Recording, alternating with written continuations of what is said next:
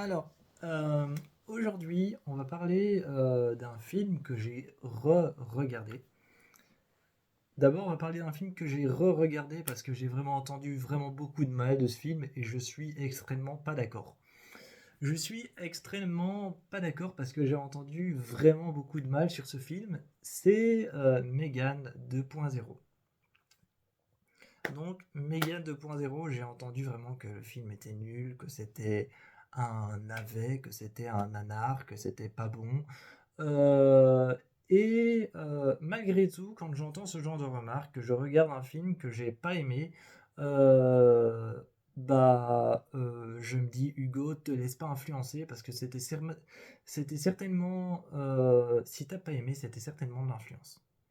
C'était certainement de l'influence. Si t'as pas aimé, j'ai regardé avec un peu plus de recul. Et honnêtement, je trouve que le film est pas mal. Le film est pas mal. Enfin, il est voire même bon en fait. Il est voire même bon. C'est un film qui joue énormément sur le travail de néon, le travail de couleur, le travail d'expression. J'ai trouvé qu'on jouait énormément sur le travail d'expression de Megan. Megan est beaucoup plus vivante, beaucoup plus humaine, beaucoup plus... Comme on a une mission, dans celui-ci on a une mission, c'est la mission d'arrêter déjà la mission c'est d'arrêter une tueuse aussi comme Megan qui est une androïde. Donc le but c'est d'arrêter une androïde qui s'en prend à toutes les personnes qui ont participé à sa création et qui est censée être une androïde conçue pour la guerre des drones, la guerre militaire. Et elle s'en prend, lors d'un test de mission, elle s'en prend à une personne à qui elle n'était pas censée s'en prendre. Un petit peu genre Westworld, elle se recalibre toute seule. Euh, et donc, en se maîtrisant toute seule, cet androïde va s'en prendre les uns après les autres à toutes les personnes qui ont participé à sa création et va tous les tuer. Bizarrement, les uns après les autres, la, la société qui a créé la société qui a créé cet androïde retrouve les uns après les autres les participants de la création morts et viennent interroger Gemma, la créatrice de Megan, donc modèle 3 génération Android, ils viennent l'interroger parce que Gemma, depuis les 2 ans, parce que les deux films sont espacés par 2 ans, euh, depuis, Gemma fait des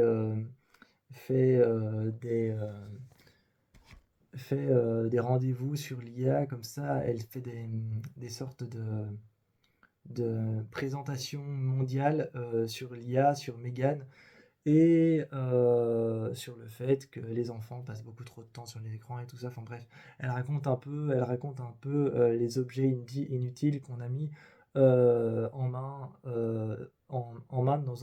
dans les mains de nos enfants pour qu'ils soient divertis alors on pourrait faire ça autrement et que Megan pourrait apporter ça. Et elle a sorti un livre sur comment éduquer les enfants avec ou sans l'IA, je sais plus.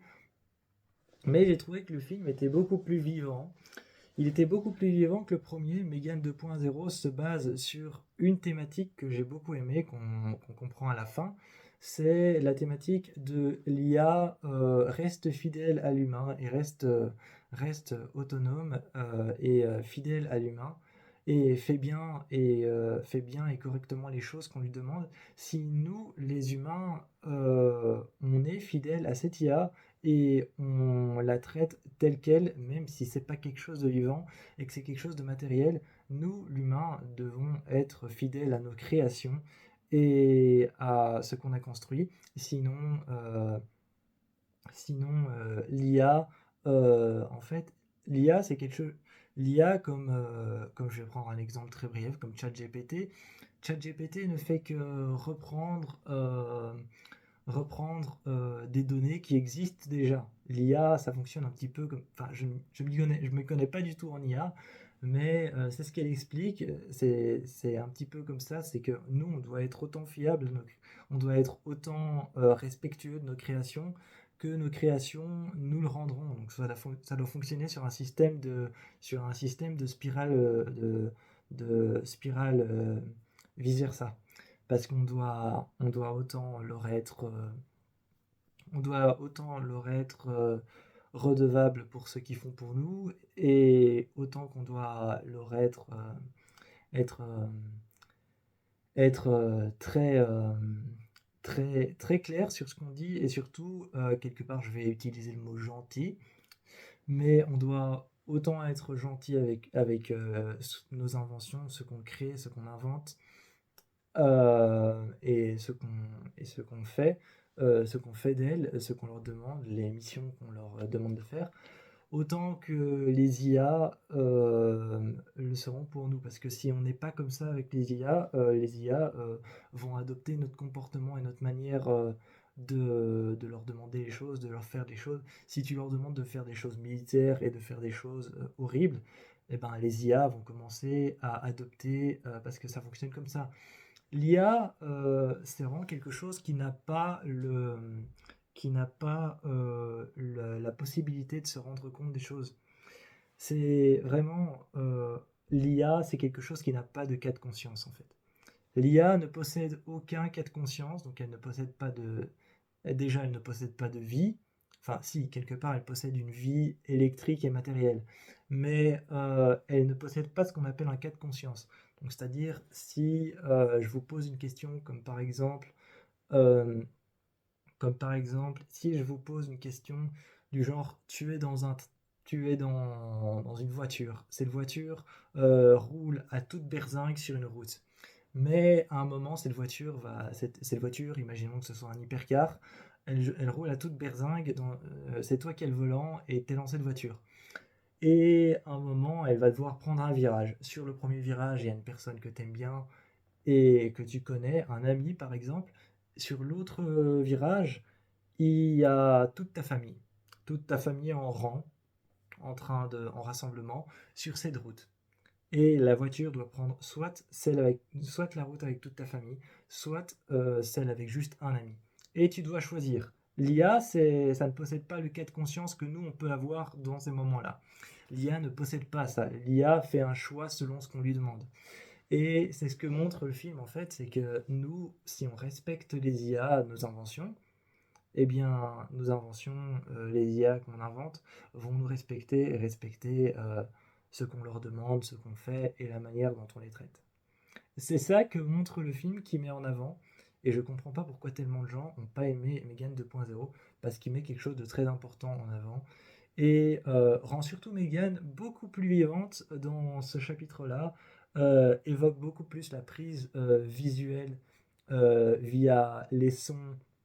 Il y a une scène que j'ai beaucoup aimée, c'est la première reprogrammation de Megan dans le film, où elle apparaît sur un écran, l'écran est comme éteint, mais il y a le reflet de Megan, et puis elle apparaît comme allumée sur un écran éteint, et il y a une sorte de contraste entre écran éteint où elle apparaît comme allumée, elle traverse la pièce, arrive sur un autre écran, et t'as la caméra qui filme la pièce vide, mais t'entends la voix de Megan comme si elle traversait en fait, comme si elle était invisible mais universelle quoi.